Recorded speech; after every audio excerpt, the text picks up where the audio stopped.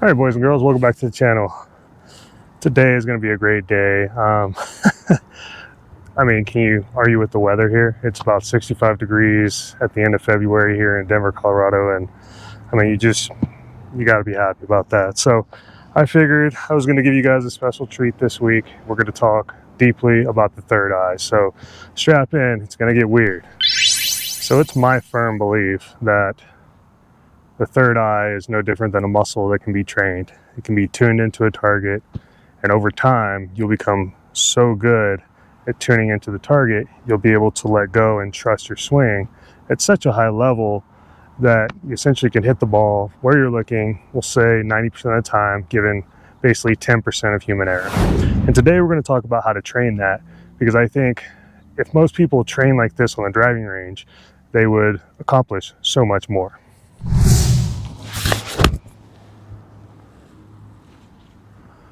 So I won't deny the fact that most people don't have the technique to actually trust themselves enough to hit the ball consistently.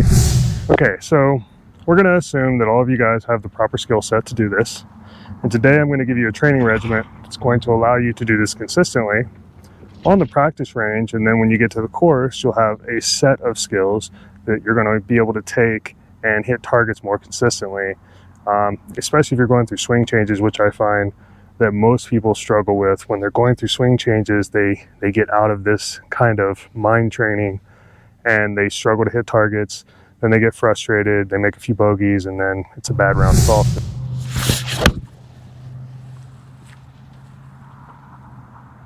Moving into third eye training, first and foremost, you need to have a pre-shot routine. If you don't have a pre-shot routine, I'd be surprised, especially if you're a single digit handicap.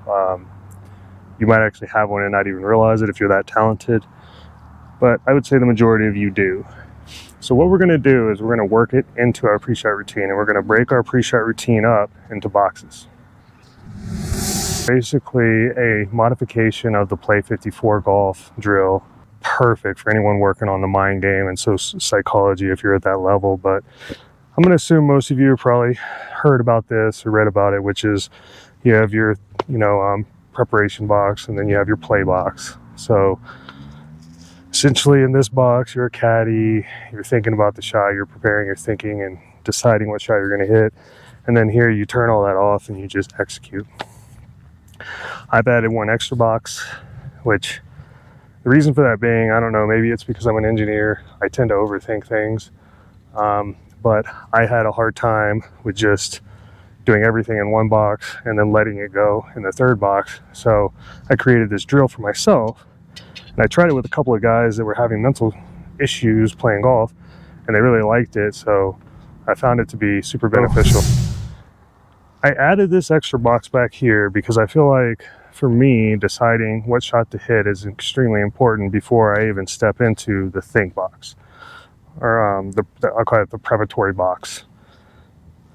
From there, then we have the play box, and for me it sheds parts of my ego as we go. So think of it again as the layers of the onion. Back here, we're trying to pick the best shot for our game. So this is what I call the contemplation box. And what I like to do back here is I like to think generally about where I want the ball to end up and exactly how I want it to land and how I want it to react. So I have an 8-iron here. I'm hitting it just over the top of this orange flag. I want it to land once and stop on a dime. So that's a shot I see. I see mid trajectory, mostly because that's the trajectory I like to play, but obviously you can change that for your game. So from there, I feel like I've got the shot. I'm comfortable. I can shed that now. So I leave that here and I move into essentially the preparatory box. So this is, do I need to do anything special on this particular shot with my ball position, my stance, my alignment, my posture, etc.? In this case, no, it's just a stock shot. So I can shed all of that and I can trust my subconscious to do the work. So I want you to think of this. This is not just a box, but there's like a big force field right here. We're going to walk through and we're going to leave our ego back here. So that's the mental trick that I want you guys to start practicing. Literally, it's like a vortex. We walk through, Ego's back there. It's screaming, it's hitting on the wall. It wants to be involved, but we're not going to let it. All right? From there, we hand everything over to the quiet parts of ourselves, the intuition, all that good stuff. And then we just let go. We know what we want. We don't have to think. All we have to do is see the ball. And there you go. It literally went right over my target, mid-trajectory, one hop, and stopped on a dime. Okay, so we have accomplished our stock shot. I want you guys to go through your whole bag with both of these alignment sticks, and I want you to work on shedding the pieces of yourself that get in the way of your game. For instance, I had one player that couldn't trust that he picked the right shot. So in this box, we spent a whole lot of time contemplating, talking about different shots, imagining different shots, identifying what would happen on the misses of those shots, where to a point where I realized that he saw too many shots. He could see 50 different shots.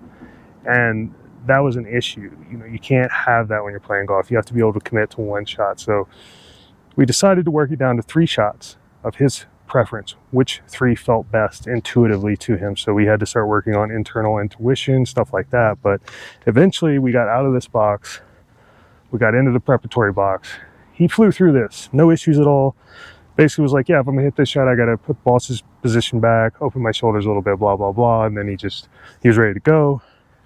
And then he had a little bit of issue because this part of him would come back when he got over the ball, and he sometimes would feel a different shot over the ball than he would see back here. So we had to actually change his routine. We had to start here to feel. Then he had to go all the way back to this box and start the contemplation process so that there was no interruption between the two. Okay, so hopefully by now you guys kind of get the idea. You have to choose your shot way back here. I want you to commit to it, whatever it is. Make sure you've chosen a target, you've chosen the shot, you've committed to the type of shot you're gonna hit. If it's your stock shot, that's all you have. You don't have any other shots, that's fine. Just really work hard on that. That may be all you need if you're a weekend warrior, if you're a scratch golfer that isn't looking to compete. You know, maybe you're just a guy that likes to play. You competed in high school and college, and now you just enjoy the game. But you're struggling because you're always working on something. That's just the way this game is. And you go to play, and as you know, sometimes that part of you gets in the way. So each box has a purpose. Now, we're going to talk about, let's say you're making swing changes and what you need to do for that. So we start in this box. We've picked our shot, we've committed. What about if we're making swing changes? Well, that's where we do our pre-shot type of routine swing changes in the preparatory box. So for instance, if we're working on takeaway, we'll do 2 or 3 until we get that feel we're looking for, or maybe it's the position, whatever it is you're working on. This is the box which you accomplish this in. And again, you're walking through a force field. For those of you that really struggle with fully committing to a shot, especially when you get over the ball, take a note from my other student. When you get back here, build another force field so that when you commit, you walk through, it doesn't matter how you feel over the ball. That part of you is back here banging against force field. It can't come out to bother you.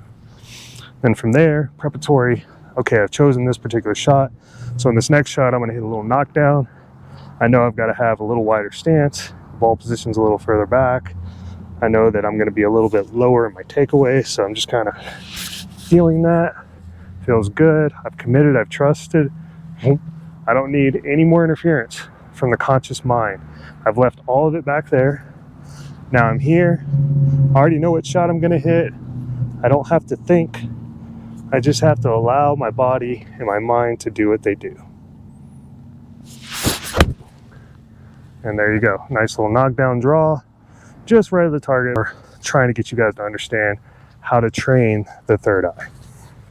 Okay, and one other main category that I run into is there's just a player that maybe they don't have a club, or they have a club that they struggle with. They put it in their hands, they just don't feel good about it sometimes, and they'll get over the ball and they'll be like, man, I know I committed, I left all that back there, but over the ball they have a Jiminy Cricket saying, this is the wrong club, this is a bad decision, I don't feel right over this ball, etc., etc. So what we're going to do on the range is we're actually going to practice a reset.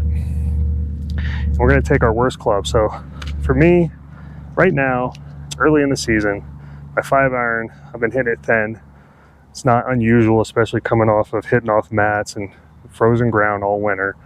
And I want to really work on hitting down on the ball, improving my angle of attack so that I get that spin on it for par 3s and long approaches on par 4s or short approaches on par 5s. Those are scoring ranges for me because, as you guys know, I'm trying to make it. So what I'll do is I'll actually purposefully step into this wrong. And I'll say, I don't feel right. And my biggest issue is I'm a field player. I grew up playing baladas and persimmons, and so I have to step off. But like I told you, with other players, they would get a feeling in their feet or over the ball that they were aimed wrong or something like that. Everybody has something sometimes that comes up, so you have to practice it. I always tell people, prepare for the worst. So in this case, we're going to practice the reset. So the thin shot, especially with a 5-iron, off the deck can really screw up around. In other words, the green could be carded by water. There could be really tough bunkers. I could thin it so short that essentially I have a 40-50 yard pitch to a running away green. I mean, there's a number of things that could happen. So this is a shot that I have to shore up. So what I'm going to practice, because I know for a fact that I'm going to struggle with this under pressure, is I have to practice feeling really uncomfortable and having the courage to step away. So, number of ways to do this. One way is throw a few balls around. Your ball that you're going to hit. I know that seems silly, but it's going to make you feel uncomfortable. You're not going to be able to hit the ball, and you're going to have to move those balls and step off. So we go through our process, we get to the ball. I can't swing like this. There's no way. I can't. I'm going to hit 3 different balls with my swing. So now I have to move all those balls and then I have to reset the entire process. Now that's a silly way of doing it. If you guys just need something in your way, that's one way of doing it. But another way of doing it is actually stepping over the ball and feeling uncomfortable, which is what I love to do. So in this case, I'm going to put the ball position really far forward in my stance, because typically when I'm trying to hit shots, especially on long par 4s, long par 3s, and short par 5s, I want to hit the ball really high. So I like to get that ball position really far forward in my stance and really hit up on it, like shallow angle of attack, really sweep that club under it and get a lot of height, a lot of spin. So I'm committing to that shot here. I see it.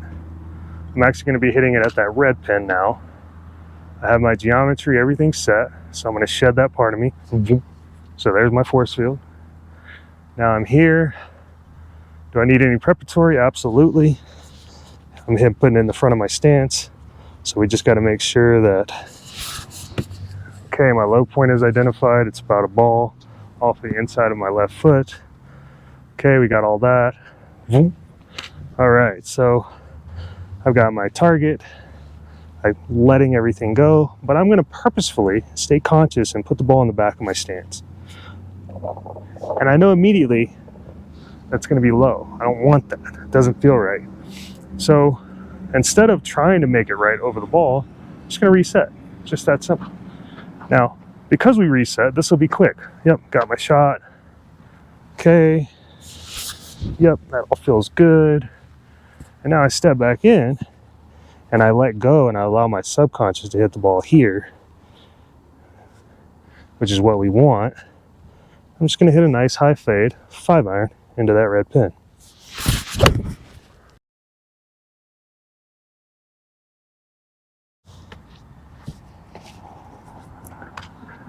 Okay, boys and girls, welcome to the bonus content. As always, I like to give the pro tips at the very end of my videos. You're welcome to skip the video, but usually it builds onto itself. So when you get to this point, you don't really know what the hell I'm talking about. But anywho, what do we think about when we're over the ball? And I think this is the key to training the third eye, and what most people aren't going to be training properly, especially if they don't watch all the way to the end of this video, which is essentially how to trick your conscious mind into letting go. All right. So there are 3 phases to this. I've put them out before, but we're going to go through them again, which is we start with tempo, then we go to target, we become target aware, and we only think of the target. And then step 3, we clear the mechanism. In other words, we let go completely and fully trust ourselves. So step 1 would be we've gone through our process, we come in, and we think only of tempo. So on this swing, I'm just going to make a nice smooth swing towards that red flag. Smooth as I can possibly make it.